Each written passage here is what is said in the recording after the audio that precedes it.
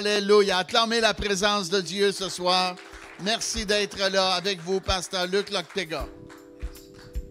Alléluia. Gloire à Dieu. Qui est content d'être là ce soir?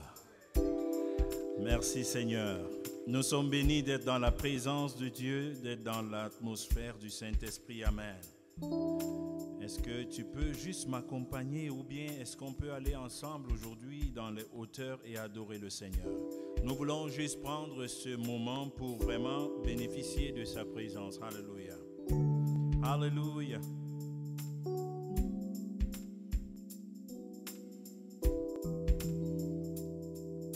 J'entre dans le Saint des Saints. J'entre par le sang de l'agneau. J'entre pour t'adorer, toi seul. J'entre pour honorer Jésus. Chantons ensemble. J'entre par le sang des... Élève la voix ce soir. J'entre par le sang de l'agneau. J'entre pour t'adorer, toi seul. J'entre pour honorer Jésus. J'entre par le Saint. J'entre dans le Saint des Saints. J'entre par le sang de l'agneau. Pour t'adorer. J'entre pour t'adorer, toi seul. J'entre pour honorer Jésus. J'entre dans le Saint. J'entre dans le Saint des Saints. J'entre par le sang de l'agneau. J'entre pour t'adorer, toi seul. J'entre pour honorer Jésus. Seigneur, je t'adore. Je t'adore. Seigneur, je t'adore. Je t'adore. Car ton nom est très saint. Très saint. Seigneur, car ton nom est très saint. Très saint. Seigneur, chante avec moi, j'entre dans le Saint. Alléluia. J'entre dans le Saint des Saints. J'entre par le sang de l'agneau. J'entre pour t'adorer, toi seul. J'entre pour honorer Jésus. J'entre dans le Saint des Saints. J'entre par le sang de l'agneau. J'entre pour t'adorer, toi seul. J'entre pour honorer Jésus. Seigneur, je t'adore. Je t'adore. Seigneur, je t'adore. Je t'adore. Car ton nom est très saint. Très saint, Seigneur. Car ton nom est très saint. Très saint, Seigneur. Car ton nom est saint. Car ton nom est très saint. Très saint, Seigneur. Élève la voix, dis, car ton nom est saint. Car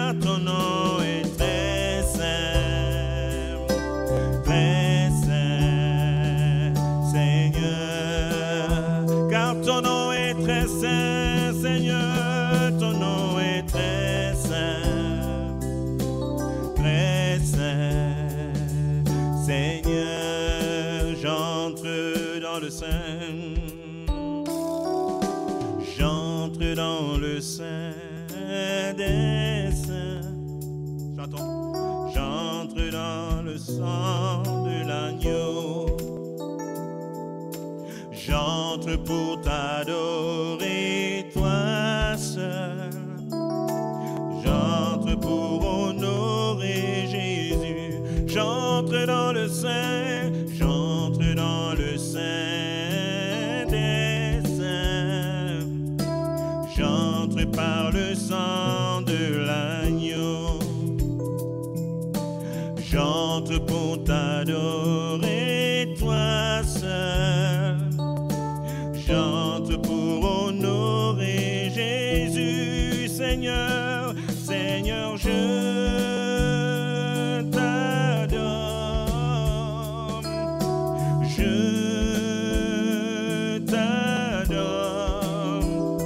Seigneur, je t'adore, oui, je t'adore, car ton nom est très saint, Seigneur. Élève la voix, chante avec moi, car ton nom est très saint, Seigneur. Car ton nom est très saint, car ton nom est très saint. Alléluia, très saint, Seigneur, Seigneur, je t'adore, Seigneur, je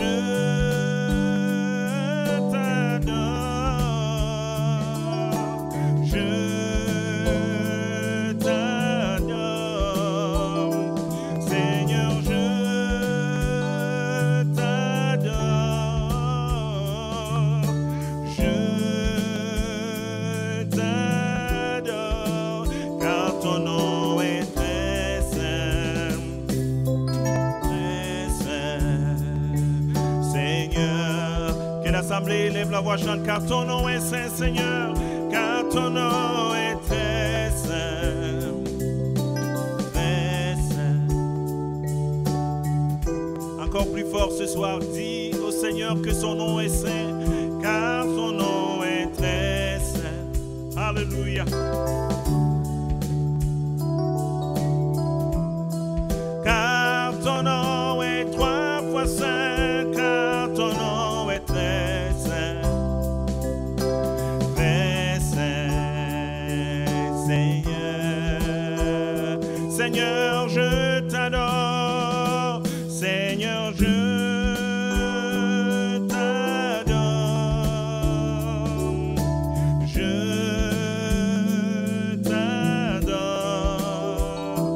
Seigneur, je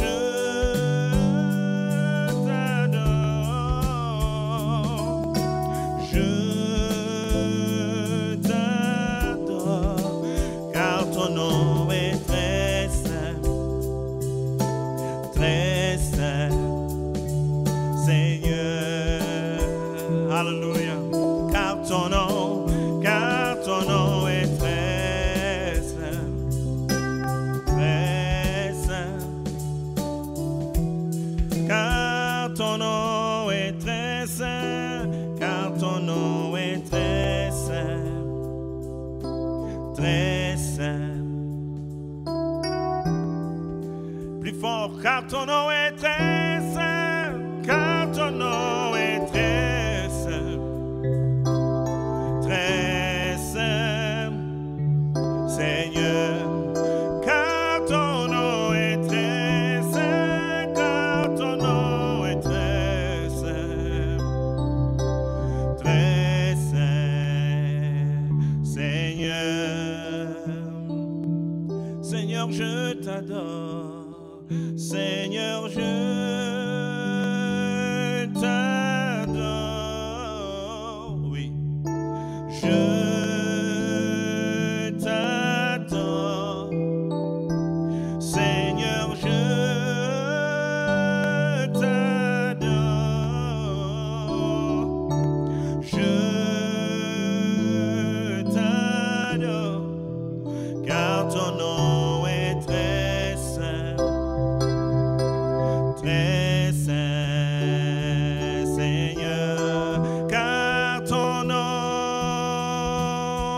car ton nom est très saint, très saint, Seigneur, car ton nom est trois fois saint, car ton nom est très saint, Seigneur, car ton nom est très saint, car ton nom est très saint, alléluia, très saint, Seigneur, acclamons le roi des rois ce soir, alléluia, portez les volontés et que le roi de gloire fasse son entrée ce soir.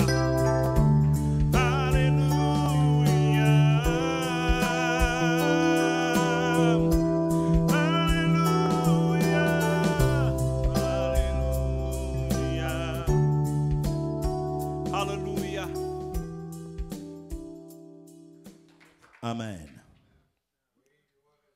Nous devons,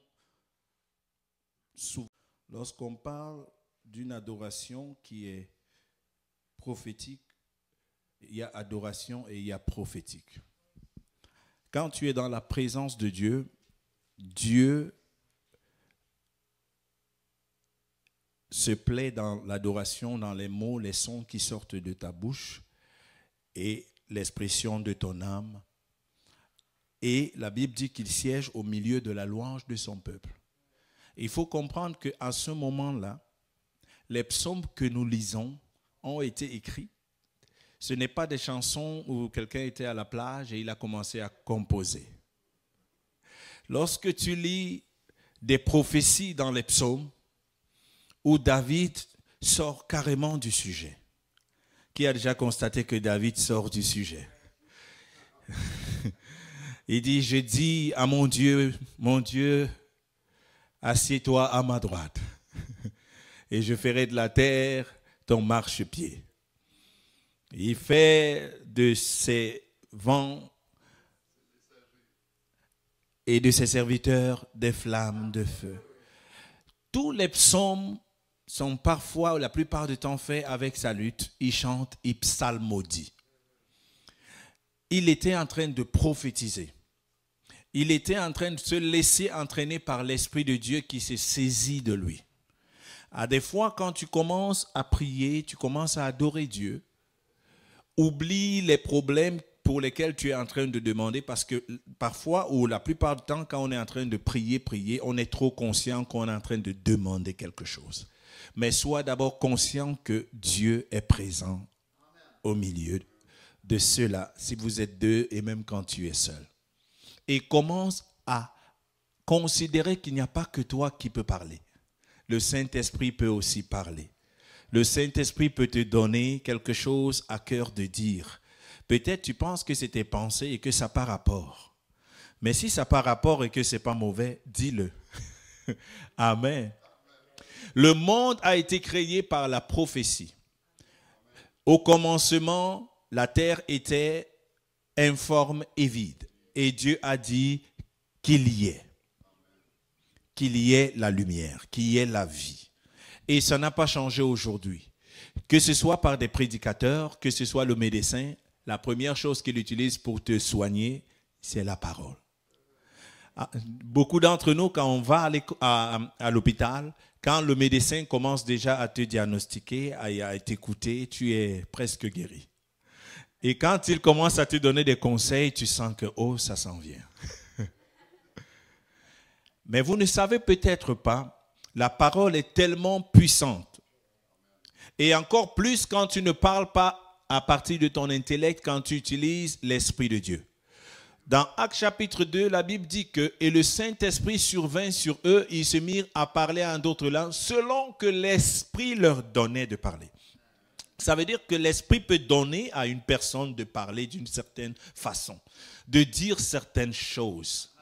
L'Esprit de Dieu peut te mettre à cœur d'appeler les choses qui n'existent pas dans ta vie comme si elles existaient. Commence à le dire, à toi seul. Commence à le dire par l'Esprit de Dieu. Commence à appeler ces choses à l'existence. Nous bâtissons avec notre bouche, nous détruisons avec notre langue. Parfois, on l'oublie, mais je veux comprendre que ce n'est pas une langue ordinaire. C'est une langue qui est supportée par le Saint-Esprit. Et alors, quand tu dis, Seigneur, je t'adore, toi, le Créateur de l'univers. Merci parce que ma vie n'est pas une vie ordinaire. Toi, le Saint-Esprit, tu résides à moi. Je suis une nouvelle création. Alléluia. Alléluia. Et la Bible me dit que je suis pas à côté de Christ, mais je suis en Christ. Et Christ en moi, c'est l'espérance de la gloire. Alors tu es conscient que le Saint-Esprit, qui est le consolateur, est avec toi.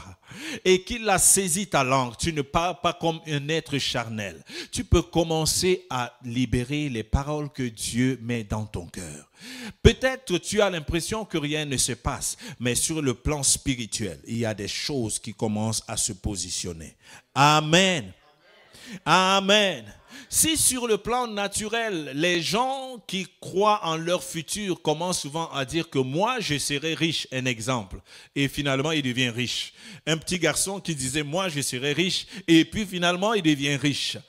Et là, c'est sur le plan naturel. Il a nourri son cerveau de cette information.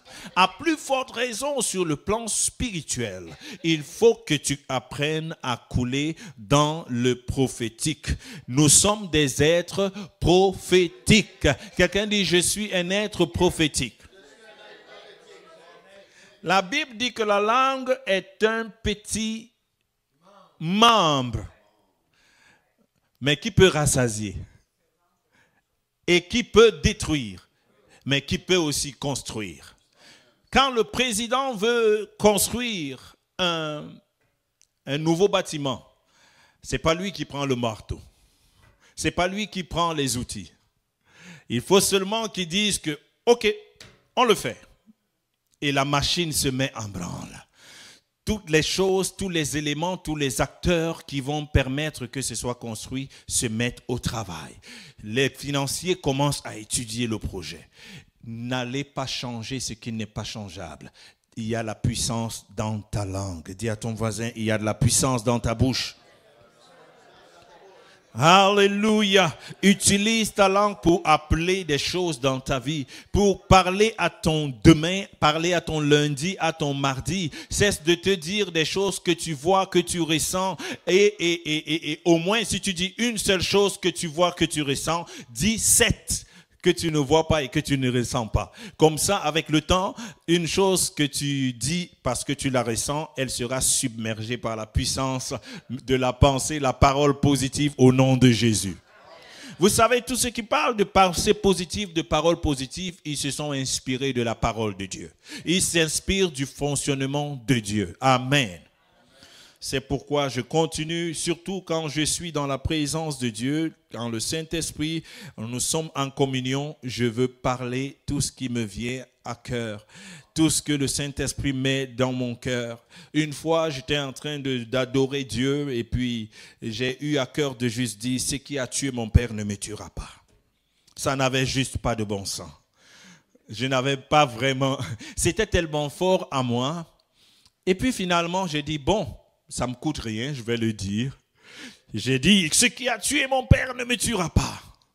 Et après, quand je l'ai dit, j'ai dit, ce qui a tué le voisin ne me tuera pas. Ce qui a tué les autres ne me tuera pas. Parce que la grâce de celui qui m'a appelé peut me soutenir. En fait, le Saint-Esprit avait commencé par, mon père est décédé, il est mort d'une maladie, voilà, et le Saint-Esprit avait commencé par mettre en mon cœur, dis que ce qui a tué ton père ne te tuera pas. Mais je ne savais pas que si j'obéis, il y aura d'autres choses que je veux apprendre à dire que ça ne me tuera pas. Le diabète ne me tuera pas au nom de Jésus. Est-ce que vous savez qu'il y a des gens qui ont le diabète, mais ce n'est pas le diabète qui les tue? Il y a des gens, tu peux avoir un problème, tu peux même avoir un problème dans tes membres et autres, mais Dieu te soutient, il te maintient, autre chose te tue. Alléluia. Donc, si tu as un mal, tu as quelque chose qui est dysfonctionnel, c'est à toi de dire que ça, Si ta mission c'est me tuer, tu ne me tueras pas. Au nom glorieux de Jésus, j'appelle la vie de Dieu dans ton corps, dans ton âme et dans tes pensées au nom de Jésus. Amen, amen. Je suis béni encore ce soir. J'aimerais parler de quelque chose qui est extrêmement important. Quelque chose qui va changer ta vie. Amen. Est-ce que tu es prêt pour entendre ça? C'est pas quelque chose de compliqué, mais ça peut changer ta vie. Gloire à Dieu. On va ouvrir notre Bible. Ouvre ta Bible dans le livre de Matthieu chapitre 16. Matthieu chapitre 16. Aujourd'hui, je vais parler des dangers des comparaisons. Matthieu chapitre 16, verset 13, à partir du verset 13.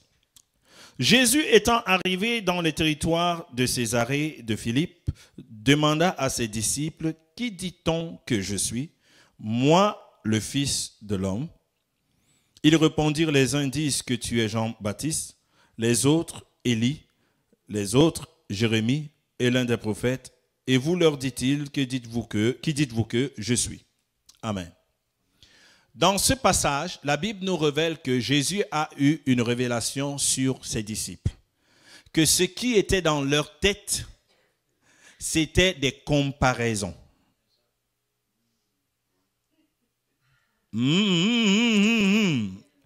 Amen.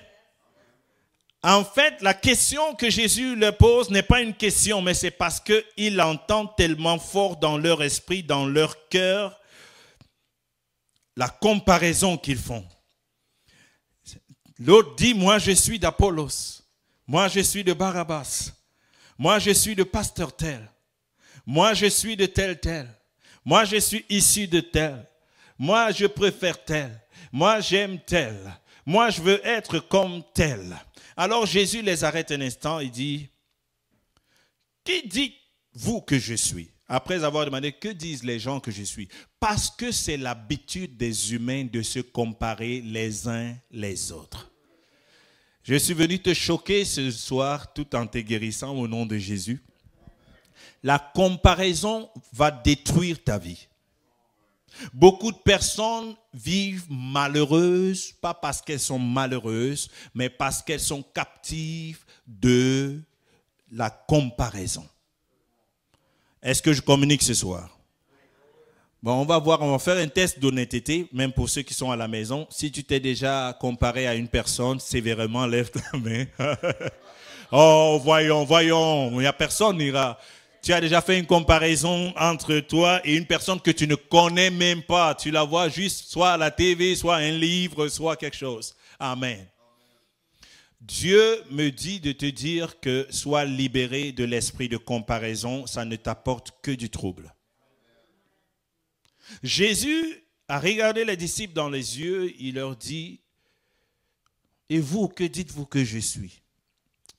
Parce qu'il y en a qui disaient, probablement il y avait des débats le soir où on disait, non, moi je pense que moi je suis avec Jésus le big, il est hot, lui il guérit les malades, il ressuscite les morts. Il n'est pas comme, c'est bien beau, mais nous sommes tombés dans ce piège et surtout avec les réseaux sociaux aujourd'hui. Il y a beaucoup de personnes qui ne sortent même plus de leur sous-sol parce qu'ils s'est tellement abreuvés de la vie des autres. Sur TikTok, sur Facebook, sur TokTok, sur Twitter, sur X, à chaque fois qu'il voit une nouvelle vie qui semble briller, son cœur lui dit, c'est comme ça que tu devrais être. Ah tiens, celui-là, il mène ma vie de rêve. Ça, c'est ma vie.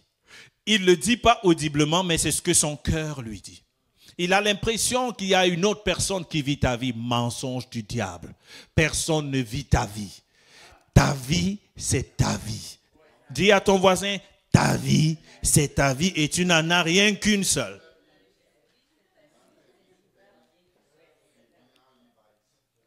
Soyons délivrés. Amen, amen, amen. Est-ce que je prêche ce soir? Matthieu chapitre 9, verset 14. Alors les disciples de Jean vinrent auprès de Jésus et dirent, pourquoi nous, les pharisiens, jeûnons-nous tandis que les disciples tes disciples ne jeûnent point. Vous avez entendu cette histoire dans la Bible? Les disciples de Jean sont venus auprès de Jésus, qui avait aussi ses disciples. Et ils lui ont posé la question, pourquoi, ils disent, pourquoi nous et les pharisiens? Donc il y avait un autre groupe encore, toujours dans la dispute. Pourquoi nous on jeûne et eux ils ne jeûnent pas? Une comparaison. Ils sont venus à Jésus et Jésus les a réprimandés. Il leur a dit que mon heure n'est pas encore arrivée. Est-ce que la fiancée peut jeûner quand l'époux n'est pas encore là? Alléluia. Jésus leur répondit, les amis de l'époux peuvent-ils s'affliger pendant que l'époux est avec eux? Les jours viendront où l'époux leur sera enlevé et alors ils jeûneront. Dit, chacun a son temps. Chacun a son moment. Dieu a un dossier qu'il a ouvert pour chacun d'entre nous. Dieu a un plan qui est en action pour ta vie. Il y avait les disciples de Jean qui jeûnaient déjà. Mais ceux de Jésus n'avaient pas à jeûner parce que le maître n'était pas encore enlevé. Alléluia.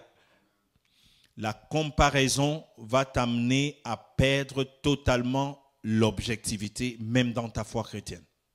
Ce que je dis ce soir transcende la foi chrétienne, même dans ta vie professionnelle. Ne te compare jamais aux autres. Maintenant, quand je dis ne te compare pas, ça ne veut pas dire que tu ne peux pas regarder comment les autres font pour apprendre. Il ne faut pas mélanger les choses. Lorsqu'on parle d'une comparaison ici, on parle d'une comparaison excessive. Tu es déjà dépendant. C'est même à ton insu, tu marches. Si tu viens d'acheter des nouveaux souliers, on dit nouveaux souliers, non? Et en passant juste, tu étais tout heureux en sortant, tu vois une autre personne qui passe avec sa vieille paire de souliers. Et t'aimes plus les tiennes. Tu viens de te rendre triste. Personne ne t'a rendu triste. C'est que tu as du mal à apprécier ce que tu as. Tu as du mal à te plaire avec ce que tu as. Tu as du mal à comprendre que tes souliers là, si tu les assumes, les autres vont apprendre à mettre tes souliers. Les gens sont capables de mettre des lunettes qui ressemblent aux gens qui viennent de la lune, qui descendent de la lune, juste parce qu'ils ont vu une star à la télé mettre des lunettes jaunes, jaunes flashy. Et tu vas voir tout le monde vouloir acheter des lunettes jaunes flashy. Et toi qui as des lunettes qui étaient, disons, normales, tu as l'impression que c'est plus bon. Tu veux être tellement comme l'autre. Tu peux être looké comme tu veux, mais il faut que tu saches pourquoi tu le fais, pas parce que tu es toujours en train de vouloir copier les autres. Il y a des chrétiens qui ont réussi à avoir honte de leur évangile. Parce que quelque part, ils ne savent peut-être pas, ils envient ce que le monde les présente, qu'eux, ils ont sans Jésus. Ne te compare jamais à ceux du monde. Alléluia. Quelqu'un a dit que mieux vaut un mauvais chrétien qu'un bon païen. Tu es unique. Dis à ton voisin, tu es unique. Alléluia. Maintenant, je vais vous montrer quelque chose. Ne te compare jamais avec ta copine. Ne te compare jamais à ton frère. Vous savez ce qui crée des problèmes dans les familles, dans les lieux de service, dans les églises. C'est la comparaison. Alléluia. Jacques chapitre 3, verset 16. Vous n'allez pas l'oublier. Parce que le verset de la Bible le plus célèbre, c'est Jean chapitre 3, verset 16. Vous allez juste enlever Jean et mettre Jacques. On va lire ensemble. Alléluia. Est-ce que vous avez déjà le verset? Jacques chapitre 3, verset 16. Car là où il y a un zèle amer et un esprit de dispute, il y a du désordre et toutes sortes de mauvaises actions. On va décortiquer ce passage. Là où il y a un zèle amer. C'est quoi un zèle amer? Quelqu'un qui... Il est vite dans tout. Il est vite à accrocher, à décrocher. Il est vite à choisir que non, celui-là, c'est le meilleur. Oh, lui-là, il n'est pas bon. Oh, et dès demain, il peut changer encore. C'est-à-dire que quand tu as une personne qui n'a pas de conviction ferme, quand tu as une personne qui dépend du prédicateur que tu as vu aujourd'hui, tu as vu quelqu'un qui prêchait tellement bien et tu n'as même plus le goût d'ouvrir ta Bible. Tu as vu quelqu'un qui chantait tellement bien et tu n'as même plus le goût de chanter. Alors que hier, tu disais, donnez-moi le micro, je vais chanter, je vais vous montrer mon savoir-faire. C'est un zèle qui peut être amer parce que très vite, tu te lances dans la fosse au lion, mais dès que le lion fait, tu t'enfuis. Et la Bible dit que, et un esprit de dispute. C'est pour moi, non, c'est pour moi. C'est pour moi, non, c'est moi, non, c'est...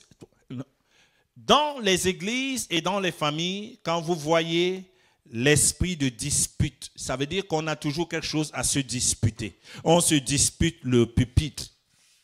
On se dispute même des places à l'église. On se dispute un mari alors qu'il y en a tellement dans le monde. On se dispute une femme. L'esprit de dispute, tu discutes des choses.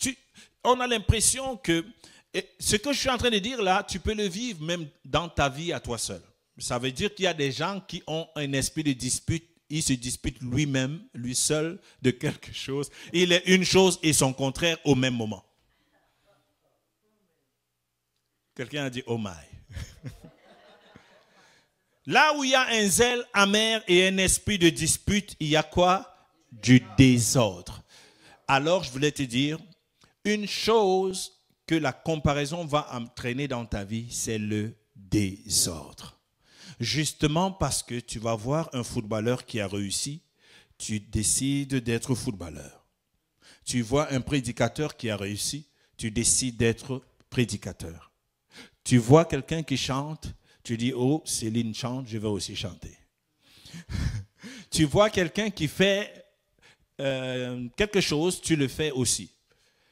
Et la pire des choses, c'est que lorsque tu auras essayé 8 choses ou 10 choses et que ça n'a pas fonctionné, tu te rends compte que tu es tout le temps malheureux. C'est du zèle amer dans les choses et un esprit de dispute. En fait, les gens ne sont pas au courant. Les gens avec qui tu discutes la place, ne sont pas au courant de toi. Mais tu es comme si tu as toujours l'impression que quelqu'un a pris ta place. Personne n'a pris ta place. Personne ne peut prendre ta place. La Bible dit qu'il connaît même le nombre des cheveux de nos têtes. Tu es unique aux yeux de Dieu. Il faut que tu l'acceptes. Il faut que tu acceptes que Dieu a quelque chose qu'il t'a donné que personne d'autre n'a. Oh, le Amen est pauvre. Tu ne pourras jamais être une autre personne. Je le redis encore. Peut-être c'est violent ce que je dis, mais c'est une vérité qu'il faut se dire. Tu seras toujours toi. Une photocopie ne sera jamais l'original. Et si tu te compares à une personne, le meilleur que tu puisses faire, c'est de lui ressembler un peu. Et tu viens de te condamner à être une copie. Et tu auras toujours l'impression que tu n'es pas assez bon. Tu t'es déjà senti dans cette position que tu n'es pas assez bon. Tu n'es pas assez bon. Oh, je ne suis pas assez bon. Mais tu n'es pas assez bon parce que, en fait, tous tes yeux sont sur une personne que pour toi, il faut que je sois comme cette personne. Dieu ne t'a jamais demandé d'être comme une personne. S'il y a quelqu'un comme qui tu veux être, c'est Jésus. Je dis encore, je veux être comme aucun pasteur sur la terre. Aucun. Je veux apprendre des bons pasteurs. Je veux prendre ce qu'il y a à apprendre des bons pasteurs. Mais je ne veux pas être comme une personne. Paul n'a pas dit soyez comme moi. Il a dit soyez mes imitateurs comme je le suis de Christ. C'est des escaliers à juste 2 marches. Mes imitateurs comme je le suis de Christ. Soyez imitateurs de qui? De Christ. Alléluia. Cesse de faire du mal à ton cœur. Ne te compare à personne. Maintenant, je vais dire la vérité que les gens n'aiment pas entendre. Il y aura toujours quelqu'un qui chante mieux que toi. Il y aura toujours quelqu'un qui parle mieux que toi. Il y aura toujours quelqu'un qui est meilleur technicien que toi. Il y aura toujours quelqu'un qui prêche mieux que toi. Quelqu'un qui sourit mieux que toi. Il y aura toujours quelqu'un qui est faible que toi. Il y aura toujours quelqu'un qui est vraiment plus bas que toi. Quelqu'un qui est plus dépressif que toi. Il y aura toujours quelqu'un qui est plus beau, plus belle que toi. Si je ne te dis pas cette vérité, tu te trompes. C'est une vérité que même moi, quand je l'entends, ça fait mal. Mais c'est la vérité. Mais tu sais qui ne sera jamais meilleur que toi? Est-ce que tu sais ce que quelqu'un ne fera jamais mieux que toi? C'est toi. Personne ne pourra jamais être mieux que la personne que tu es en termes de personne aux yeux de Dieu. Et personne ne pourra jamais faire les choses comme moi, Luc, je l'ai fait. Personne ne peut jamais faire comme tu fais. Alléluia. Les gens ont beau faire des lasagnes, mais ta lasagne, c'est ta lasagne.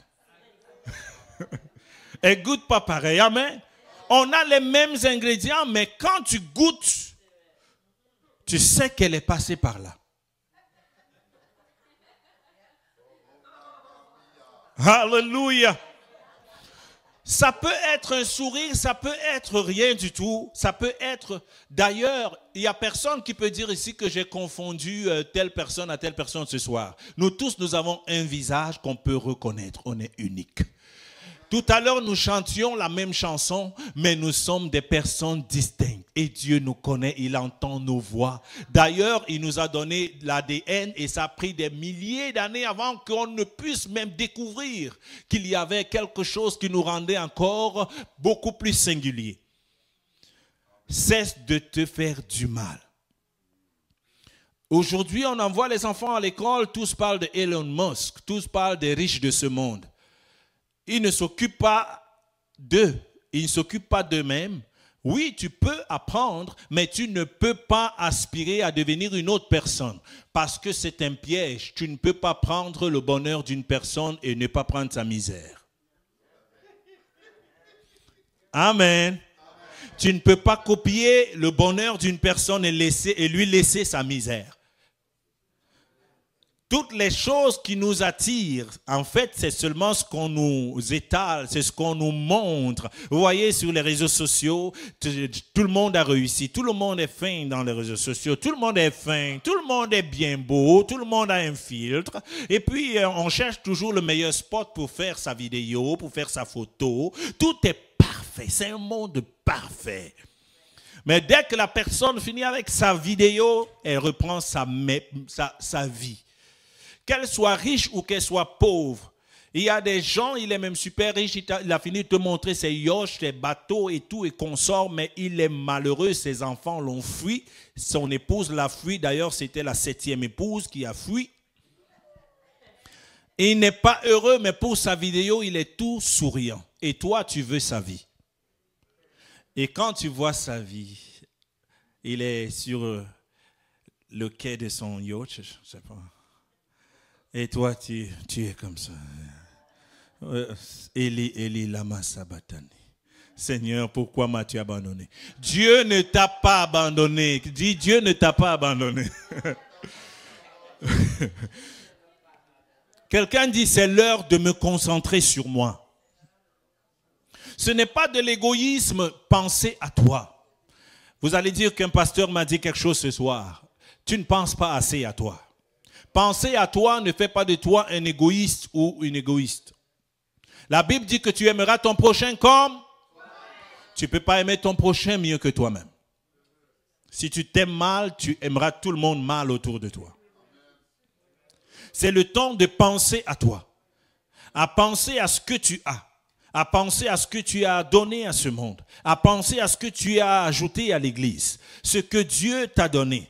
Ne va pas te leurrer et penser que tu es footballeur. On ne t'a jamais vu jouer au football, mais dans ta tête, tu penses que tu es footballeur. Quand tu vois Lionel Messi, tu mets ta tête sur son image, ça ne marche pas. Amen. La seule chose que tu vas gagner, c'est la tristesse. Alors que Dieu te veut joyeux. Oh, quelqu'un dit, j'aime ma vie. Alléluia. Ne me dis pas que Jésus a dit que celui qui aime sa vie la perdra. Ça ne veut pas dire la même chose. Si tu ne t'aimes pas, tu n'aimeras personne d'autre. Vous avez compris? Quand il dit que celui qui aime sa vie, il veut dire celui qui adule, qui aime trop sa vie. Il est prêt à sacrifier des gens pour sa petite vie. Alléluia. Ne te compare plus. Commence à trouver la chose ou la personne à qui tu te compares trop. Et que ça vient te chercher. Et que ça te rend souvent... Au lieu que ça te donne la force, ça fait l'effet inverse. Dieu te dit, mon fils, ma fille, regarde-moi. Ces rêves que je t'ai donnés, occupe-toi de ces rêves. Regarde-moi ici, ne regarde ni à gauche ni à droite. Regarde-moi. Fais ce que je t'ai demandé de faire. Fais ce que tu es capable de faire. Et ce que tu n'es pas capable de faire, je ne te demanderai jamais de faire ce que tu n'es pas capable de faire. Je t'aime ma fille, je t'aime mon fils. Et ce n'est pas possible que moi, le Dieu juste, j'ai créé le monde, j'ai donné des dons, des talents aux autres et je ne t'en ai pas donné. C'est faux.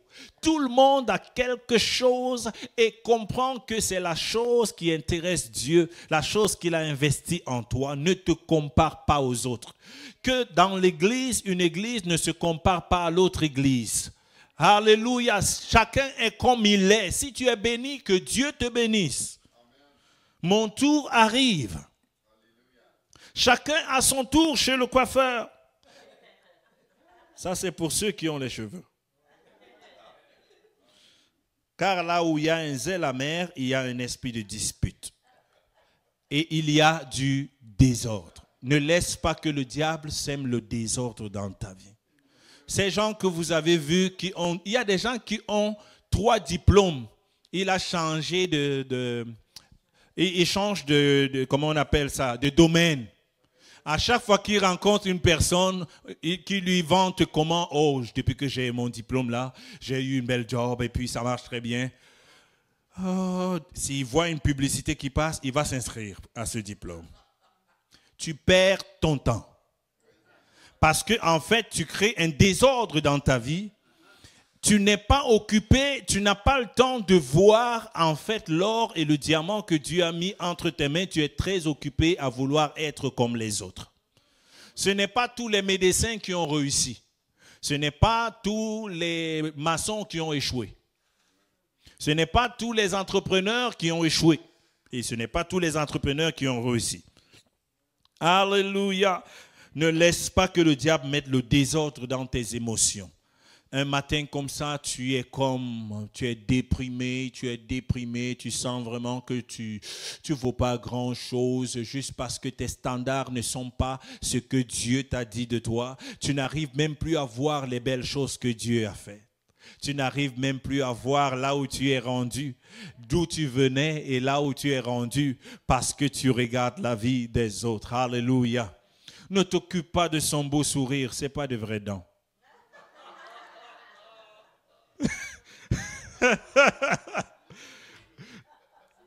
Ne t'occupe pas de ces sourires que tu vois, ce n'est pas ses vraies dents forcément. Alléluia.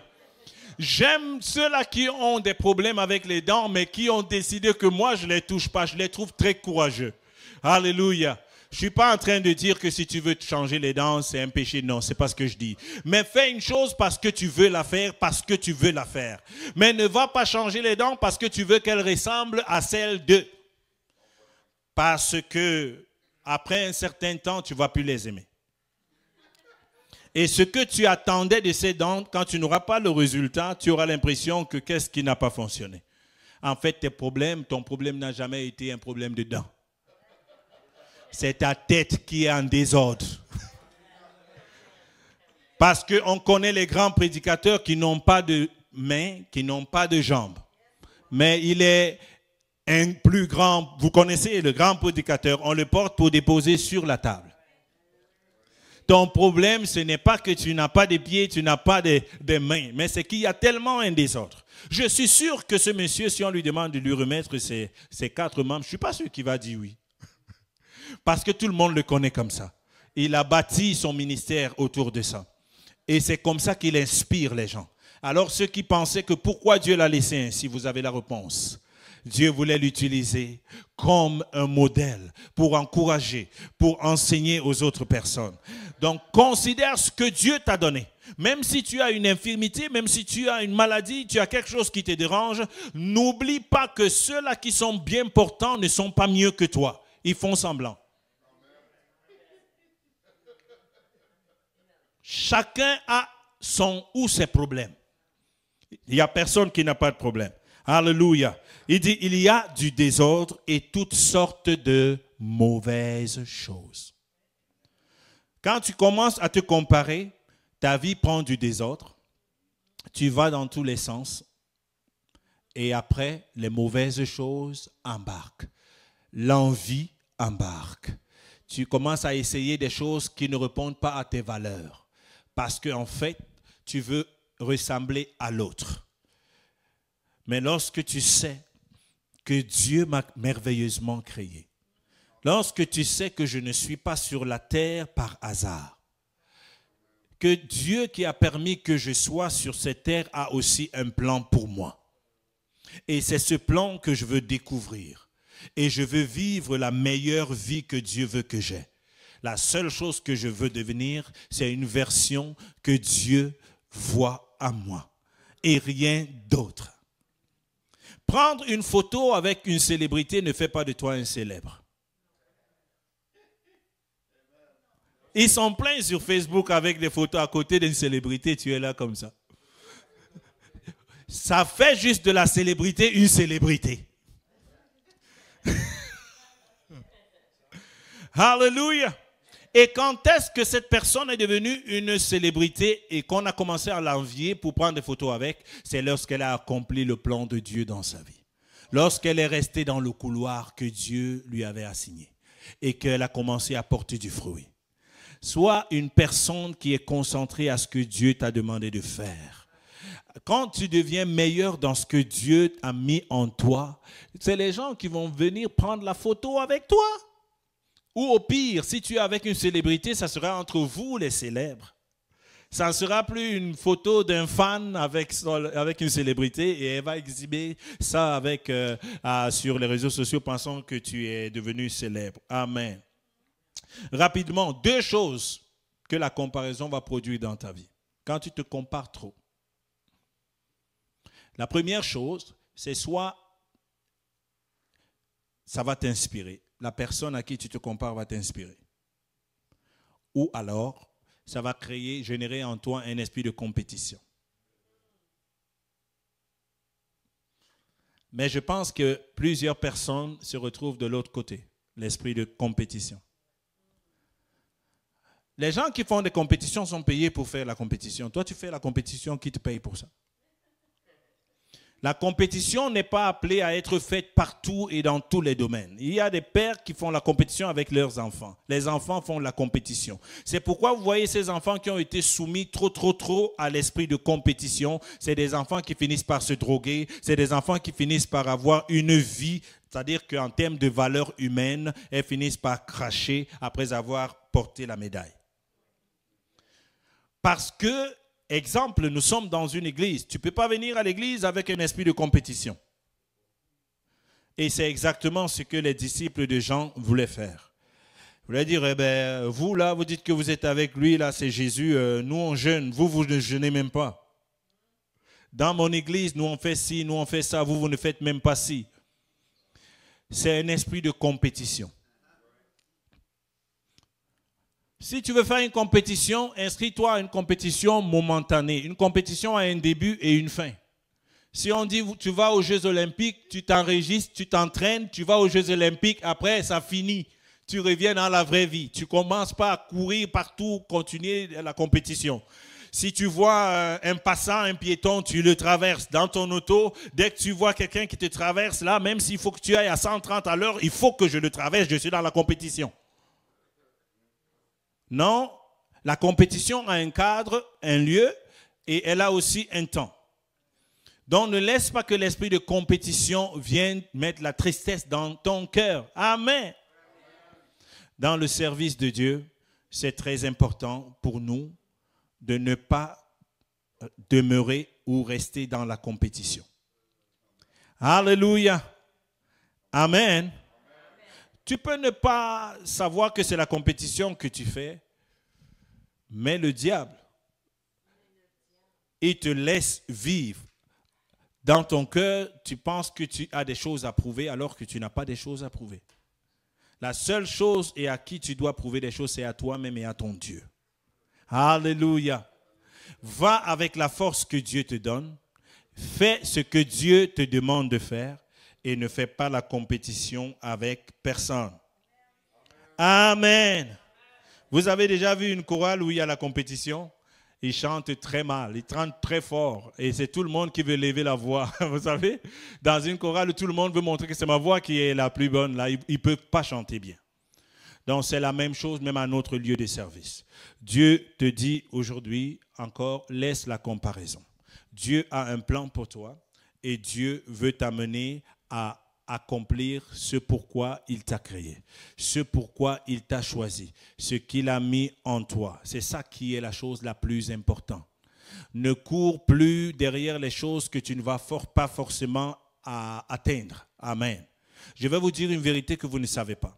Beaucoup de personnes ont un talent inné. Et lorsqu'elles font des choses avec ce talent inné, et que toi tu n'as pas ce talent inné, tu ne les rattraperas jamais dans leur façon de faire. Mais la plupart du temps, ils ne vont pas dire ça. Je prends un exemple d'un footballeur. Un footballeur, il est né avec une touche particulière. Vous allez à l'école de football, tu peux apprendre à jouer. Mais il y aura toujours une touche particulière que toi, tu n'as pas. Mais ce n'est pas grave. Il y a aussi dans un autre domaine une touche particulière que toi, tu as. Et c'est le domaine dans lequel tu dois plus donner ton énergie. Amen. Que Dieu bénisse chacun d'entre nous. Parce que Dieu croit en toi et il faut que tu crois aussi en toi. Merci Seigneur. On va prier le Seigneur. Levons-nous dans la présence de Dieu ce soir.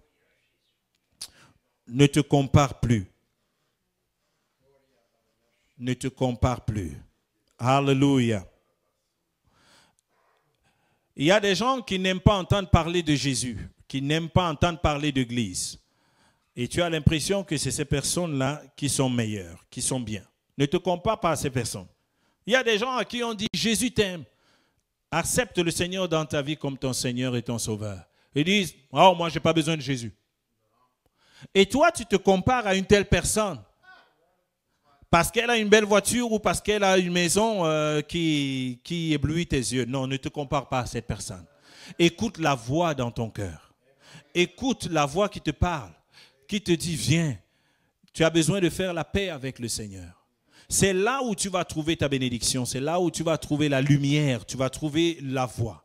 Mais si tu te compares à ceux-là qui font des choses parce que parfois ils ont d'autres problèmes, tu ne vas pas t'en sortir. On va élever la voix maintenant. On va demander au Seigneur de guérir nos cœurs et de nous remettre sur la bonne voie. Que ton esprit, ton âme soient unis et ton corps soit uni pour poursuivre dans ce que Dieu te demande de faire. Qu'il enlève de toi toute comparaison. Que ton cœur ne se trouble point. Élève la voix maintenant, commence à prier le Seigneur. Oui, Père, ce soir, nous sommes venus dans ta présence. Tu nous as parlé, ô Dieu, de ne pas marcher avec un esprit de dispute, un esprit de comparaison, parce que, ô Dieu, tu as un plan pour chacun d'entre nous. Seigneur, et que les projets que tu as pour nous sont les projets de paix et de bonheur. Et tu veux donner à chacun d'entre nous un avenir meilleur. Seigneur, ne laisse pas, ô Dieu, que nos yeux se détournent ni à gauche ni à droite. Dans le puissant nom de Jésus-Christ. Père, dans le glorieux nom de Jésus. Seigneur, tous ceux qui étaient découragés, je veux prier, je lève ma voix maintenant et je demande, ô Dieu, que tu puisses Relevez, ô Dieu. Relevez ces personnes qui étaient égarées, qui ne savaient pas quoi faire. Ces personnes qui ne savaient pas quoi faire, quelle décision prendre. Seigneur, tu leur donnes, ô Dieu, la lucidité. Tu les ramènes, ô Dieu, sur le droit chemin. Au nom de Jésus-Christ. Merci Seigneur. Je voudrais faire une prière. J'ai 2 sujets de prière encore. On a notre sœur qui est venue. C'est la première fois que tu viens ici aujourd'hui? Yes. Hallelujah. On va accompagner notre sœur pour donner sa vie au Seigneur Jésus. Amen.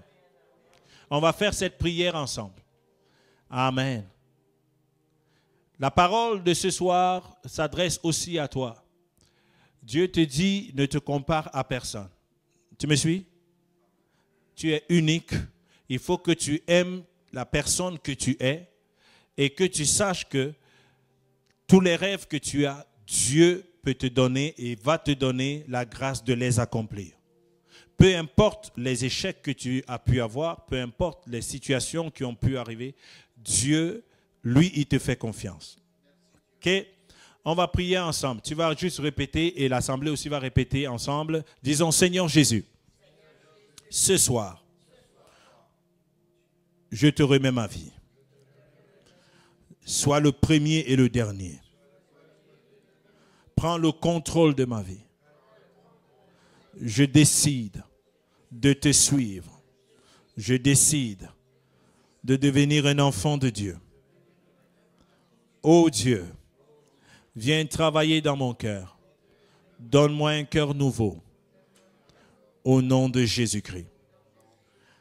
Amen. Amen. Que Dieu vous donne un cœur nouveau. Vous qui êtes à la maison, que Dieu vous donne un cœur nouveau. Ne promène plus les regards inquiets. N'aie plus peur parce que tu penses que tu as manqué ton coup. Parce que quand tu regardes les autres, ils sont peut-être déjà à la ligne d'arrivée et tu as l'impression que toi, tu traînes. Ce n'est pas grave. Dieu te dit que tu vas y arriver. Pas la peine de regarder celui-là. Tu ne sais pas comment il a fait. Tu ne sais même pas quelles sont les difficultés que la personne a connues. Tu ne sais pas non plus ce qui va arriver par la suite. Concentre-toi sur ce que Dieu veut faire avec toi. Que le Seigneur vous bénisse. Je vais dire au revoir à ceux qui sont en ligne. Que le Seigneur vous bénisse abondamment. Soyez restaurés dans le nom de Jésus. Amen.